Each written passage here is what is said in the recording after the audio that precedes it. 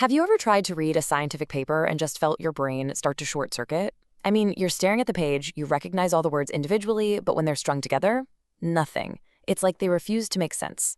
Well, it's a super common frustration, and today we're going to get to the bottom of why that bad writing actually exists.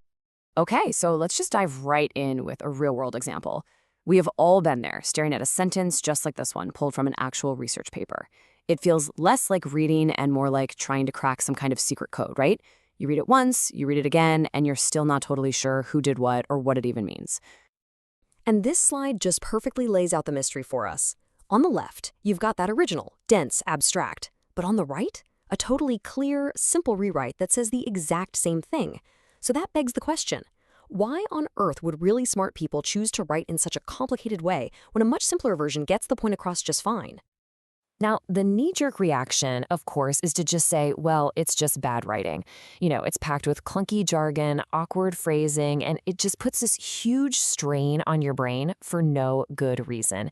It almost feels like the author is trying to sound smart instead of actually trying to be understood. But here's where things get really interesting. What if we're looking at this all wrong? What if that so-called bad writing isn't a bug in the system, but is actually a highly optimized feature perfectly designed for a very specific audience and a very specific purpose? Let's dig into that idea. See, for the insiders, the other scientists who live and breathe this stuff, this dense style isn't just about being precise. It's actually a form of compression. It's like a shared shorthand that lets them communicate really complex ideas incredibly fast. It's a code, and it packs a ton of information into just a few words. So this style is actually doing a ton of work behind the scenes. First, there's precision. A phrase like test the mediation model isn't just wordy. It points to one specific statistical method, no confusion. Then you've got interpretive economy. Something like validated the SBPN4 implies a whole bunch of standard tests without having to list them all. It also manages expectations, using a formal tone to signal competence to peer reviewers. It maintains semantic control by avoiding everyday language that might be too vague.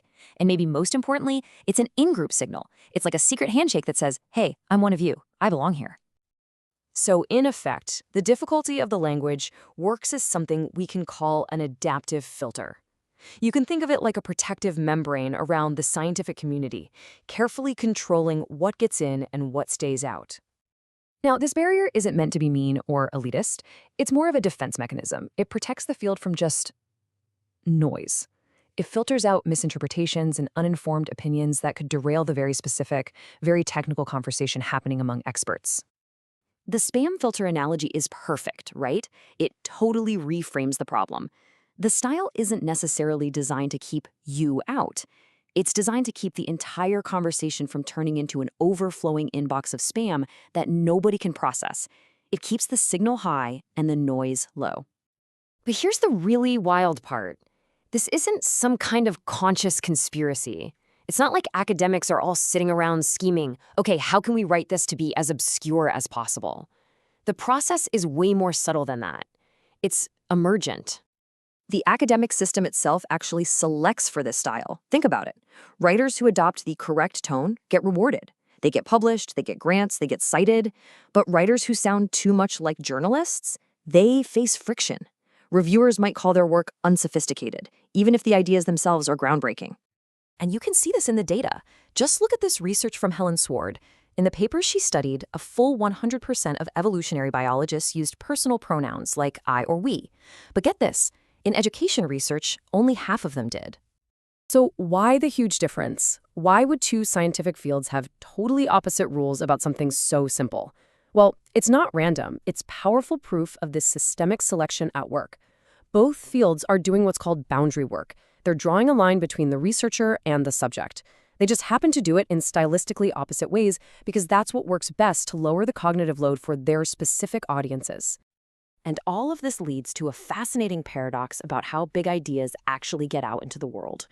It turns out you don't get a broad reach by trying to write for everybody right from the get-go. The path is, well, it's actually the complete opposite. The key to understanding this is a concept called the coefficient of interest. Think of it like a multiplier on information. If you're super interested in a topic, a dense message seems packed with insights. But if you have low interest, you'll just glance at it and go, nah, I already knew that, and move on. So, the most effective way to spread an idea far and wide is to first aim it at a very narrow group of people who have an incredibly high coefficient of interest. These are your experts, your nerds, your superfans. It's their passion and their social proof. You know, that feeling of, man, why won't my friend Sarah shut up about this book? That's what raises the interest level for everyone else and pulls them in. So, we can actually map this whole debate out. It's not really about good writing versus bad writing. At its core, it's a fundamental trade-off between two equally important forces. Let's break down what that looks like. Okay, on one side of the scale, you have style. Style brings in energy, creativity, it grabs your attention, but it can also make meaning a little slippery, open to different interpretations. Then on the other side, you've got stability. Stability is all about precision and making sure everyone is on the same page. But the trade-off is that it can feel a little dry, a little lifeless, especially to an outsider. And this gives us a handy map of different writing strategies. Most academic writing, as we've seen, leans into stability. It's all about precision. Popular science writing, on the other hand, might oscillate. It uses style to draw you in, then switches to stability to explain the hard stuff. And then, every once in a while, you get those landmark works that achieve a rare, high-effort, balanced parody.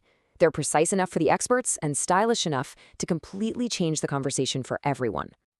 So what this all means is that this tension between clarity and precision, it isn't really a problem that needs to be solved. It's actually a dynamic, a constant push and pull. It's the sound of a healthy ecosystem of knowledge breathing, oscillating between these two totally necessary functions to stay alive and keep evolving.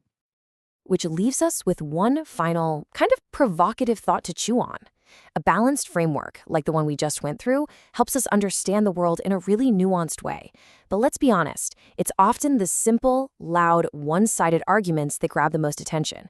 So, what does that mean for how we share our most complex and most important ideas?